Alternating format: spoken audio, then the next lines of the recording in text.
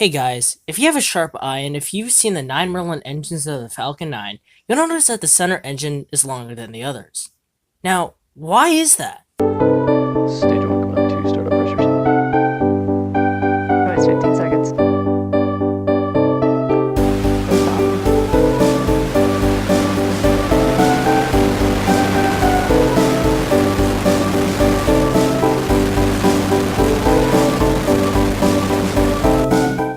First, let's talk about why the Falcon 9 first stage has 9 Merlin 1D engines.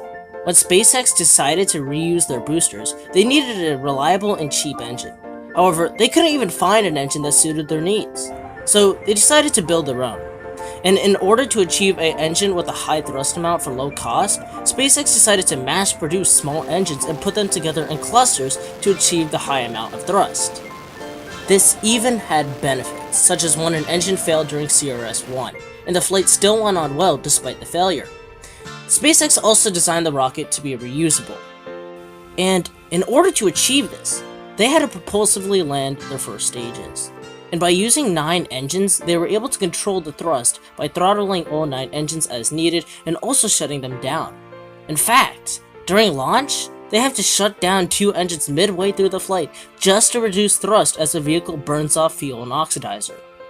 And for landing, the first stage would fire 3 of its Merlin engines, including the center core. Then, the 2 other engines would throttle back, leaving the center core engine firing and performing the hover slam.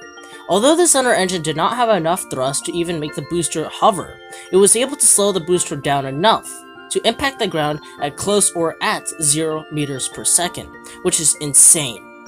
And firing the center engine creates balance, which is needed for landing. The center engine is actually not longer than all the other engines, but it's actually located lower than the other engines. This allows for a larger area for the engine to move to control direction, also known as a wider gimbaling range.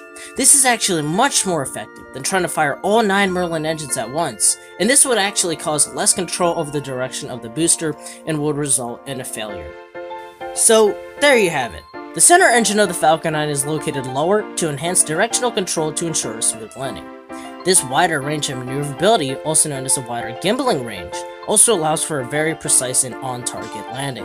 However, the center engine isn't the only thing that guides the Falcon 9 booster down. The grid fins do as well.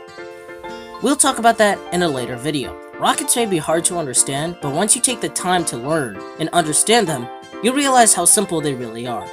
I'm Kyle Chun, and it's not rocket science.